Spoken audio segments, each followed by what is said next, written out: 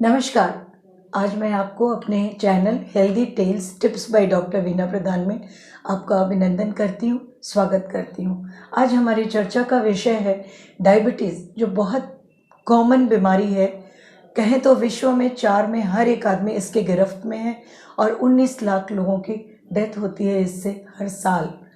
Diabetes को जानने के लिए अगर आम भाषा में हम कहें तो हमारे ब्लड में शुगर का बढ़ना, जिसको हाइपरग्लाइसीमिया भी कह सकते हैं। अगर मेडिकल टर्मिनोलॉजी में हम कहें तो डायबिटीज़ का मतलब chronic disturbance in metabolism of carbohydrate, protein, fat and secretion of insulin, जो मेन चीज़ है आपके शुगर को डाइजेस्ट करने में और आपके डाइजेशन में मदद करता है, उसका सिक्रेशन कम होना या उसकी एक्टिविटी जो नॉर्मल नहीं है, हट करके है, तो हमें ये डायबिटीज़ होती है।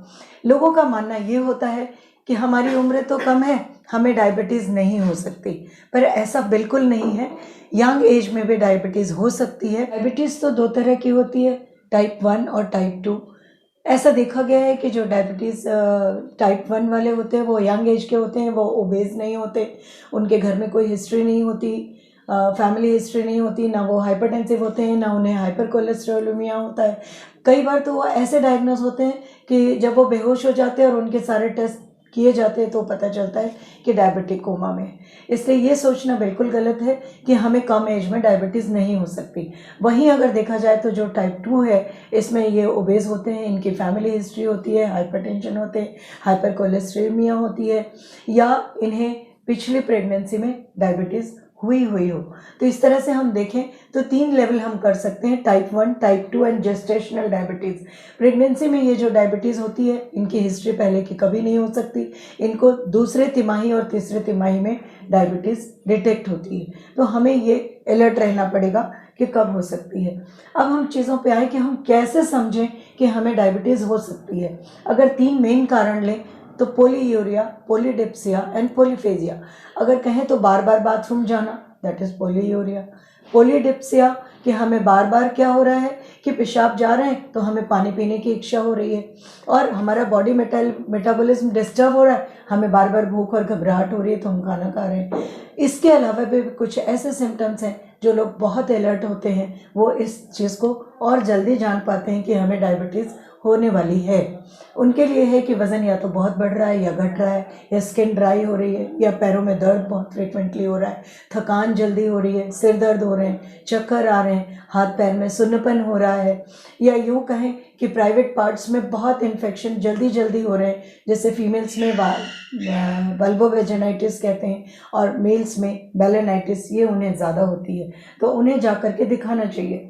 दूसरा, अगर रैंडम ब्लड शुगर कहें कि ब्लड शुगर टेस्ट किया जाता है उनका, किसी भी खाने से उसका कोई संबंध नहीं, तो वो कुछ ग्रुप तो ऐसा कहते हैं कि 120 से 180 होना चाहिए मिलीग्राम पर डीएल, कुछ कहते हैं कि 140 से 200 होना चाहिए। अगर इससे ज़्यादा आता है तो उनका एक फास्टिंग ब्लड शुगर का टेस्ट करेंगे। फास्टिंग मतलब 8 से 12 घंटे आप ना खाना खाएंगे ना पानी पिएंगे, तो वो फास्टिंग ब्लड शुगर हो गया। दूसरा ब्लड शुगर जो आपका टेस्ट होता है वो खाना खाने के 1.5 से 2 घंटे के बाद, ये आपका 2 शुगर टेस्ट हो गया। ये हमने शुगर टेस्ट कर लिया। इसमें अगर हमें ऐसा लगता है कि ये आदमी डायबिटिक है तो हमें ग्लूकोज टॉलरेंस टेस्ट ज़रूर करना चाहिए। वो ग्लूकोज खिला के डिफरेंट इंटरवल पे उनके शुगर और यूरिन में और ब्लड में दोनों टेस्ट किए जाते हैं, तो ये हम टेस्ट करें। इसके बाद हम देखें कि कौन लोग इनके लिए बहुत प्रोन है, रिस्क फैक्टर्स क्या है। तो रिस्क फैक्टर्स में हमारे आते हैं कि जो पेशेंट्स होते हैं जो सर्टेन मेडिकेशन पे हो, या रेस हो, या हाइपरटेंशन हो, या उन्हें हाइपर कोलेस्ट्रेमिया हो, या एज हो, या बहुत स्ट्रेसफुल ज़िंदगी जी रहे हैं, या उनका सेडेंटरी वर्क हो, वो इनएक्टिविटी वाले ग्रुप में हो, प्रेगनेंसी वाले हों जैसा मैंने अभी आपको बताया, या उनकी फैमिली हिस्ट्री हो। ये लोग बहुत प्रोन होते हैं कि इनको ये चीज़ें, डायबिटीज़ इनको हो सकती है। अब कहें तो हमें प्रिकॉशन अगर हम सोचें तो 3D का फैक्टर अगर हम लेके चलें, जिसमें हमारा मेन है डाइट, जो हमें रेगुलेट करना पड़ेगा, जिसमें कार्बोहाइड्रेट कम लेना पड़ेगा, फैट और प्रोटीन की मात्रा भी होगी, पर ऐसा नहीं है कि हमने कार्बोहाइड्रेट कम किया, बंद नहीं करेंगे तो हम फैट और प्रोटीन को बहुत बढ़ा लें। इसमें हमें क्या करना पड़ेगा कि जहां हम अपने डायबिटीज़ का ट्रीटमेंट करा रहे हैं उस डायबिटोलॉजिस्ट से हमें डाइट चार्ट ज़रूर बनाना पड़ेगा। जो ड्रग हमें वो देते हैं, जो दूसरा डी है हमारा, उसे हमें रेगुलर और टाइम से लेना पड़ेगा। तीसरा हमें कि डेली एक्सरसाइज हमें ज़रूर करना पड़ेगा। डाइट में हमें एक और ध्यान देना पड़ेगा कि हमें लो ग्लाइसेमिक इंडेक्स वाला खाना खाना पड़ेगा। लो ग्लाइसेमिक इंडेक्स में हम कहें तो green vegetable, seasonal fruits, sprouts, ये चीज़ें आएंगी, जिसमें आपका गेहूं जो हम रोटी खाते हैं उसमें उसका चोकर ना निकालें, ब्राउन राइस खाएं और ऑयली फूड ना खाएं। अगर हाई ग्लाइसेमिक इंडेक्स की बात करें तो आज चलन है हमारे यहाँ कि हम खाते हैं pizza, burger, noodles, cold drink पीते हैं, तो ये चीज़ें हम ना लें, तली चीज़ें ना खाएं, पराठा पूरी कम खाएं और हम अपने डाइट को थोड़ा सा रेगुलेट करें, जिसमें हमारा आलू हो गया, चावल हो गया, अपना केला हो गया, साबूदाना हो गया। केला अगर मनी है आपको तो आप आधा केला खा सकते हैं, पूरा नहीं लें कि जिससे आगे आपके मेटाबॉलिज्म परेशान करे आपको। अब हुई 3 मेन मील हम बोलते हैं, जो होता है हमारा ब्रेकफास्ट, दिन का खाना और रात का खाना। ब्रेकफास्ट को तो कभी नहीं छोड़ना चाहिए, ब्रेकफास्ट आप ढंग से लें।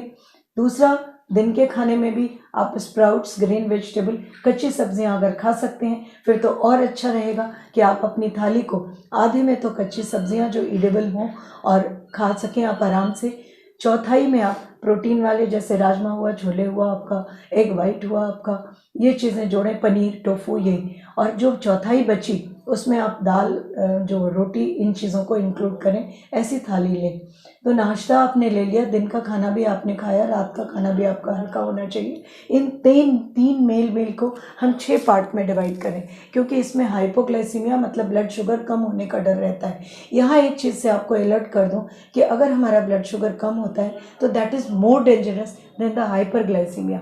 इसमें हाइपोग्लाइसीमिया अगर कहें तो इसमें हाथ पैर ठंडे होने लगते हैं, मेंटल कन्फ्यूजन होने लगता है, डिजीनेस होने लगता है मैं लेट जाऊँ, कोऑर्डिनेशन नहीं हो पाता, तो आप तुरंत अलर्ट रहे। यहाँ एक चीज़ और कहूँगी कि जब आपको ये पता चल गया कि आपको डायबिटीज़ है तो कुछ टेस्ट हैं हमारे जो बहुत फ्रिक्वेंटली होने चाहिए। अगर कोई परेशानी नहीं आ रही है तो हर 3 महीने पे आपको ब्लड शुगर का फास्टिंग टेस्ट, खाना खाने के बाद जो 1.5 से 2 घंटे में करते हैं वो। तीसरा हो गया आपका तीसरा HbA1c, जो 3 महीने की अपनी रिपोर्ट बताता है कि हमारे डायबिटीज़ कितनी कंट्रोल में है। कोलेस्ट्रॉल टेस्ट भी हम कराते हैं कि हाइपर कोलेस्ट्रेमिया अगर है तो हमें डायबिटीज़ कंट्रोल करने में परेशानी होती है, इसलिए हम वो टेस्ट करा करके अगर उसमें परेशानी तो वो उसका भी ट्रीटमेंट ले सकते हैं। अब हम आ जाते हैं कि हमारे टेक होम मैसेज पे।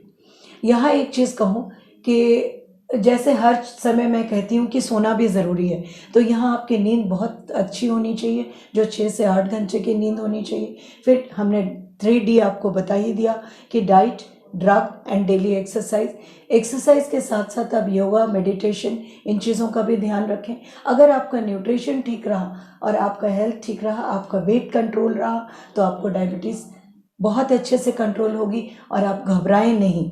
ये ऐसी कोई चीज़ नहीं है जिसका इलाज नहीं है, इलाज है, पर आपको बहुत सतर्कता के साथ लेना पड़ेगा और अच्छे से लेना पड़ेगा।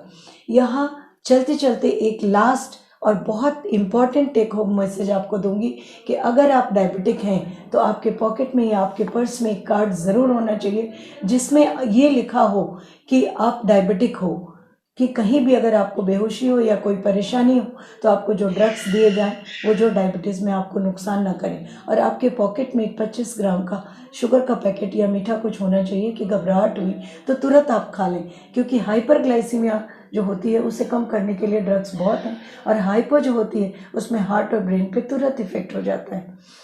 एक और पॉइंट नोट करने की ये है कि कई बार ऐसा देखा गया है कि 50% लोगों को कोई साइन सिम्टम नहीं होते, लेकिन उनके घर में हिस्ट्री होती है ओबेसिटी की, हाइपरटेंशन की, डायबिटीज़ की, हाइपर कोलेस्ट्रेमिया की। इन्हें अगर जैसे मैं ही हूँ या मेरे घर का कोई है जिसे ये परेशानियाँ डायबिटीज़ के अलावा जो उनके घर में है, हिस्ट्री नहीं है, फिर भी ये वाली हिस्ट्री है, तो उन्हें अपना टेस्ट करा लेना चाहिए, क्योंकि ऐसे लोगों में रिस्क होता है, तो जल्दी समझ पाएँ इसको।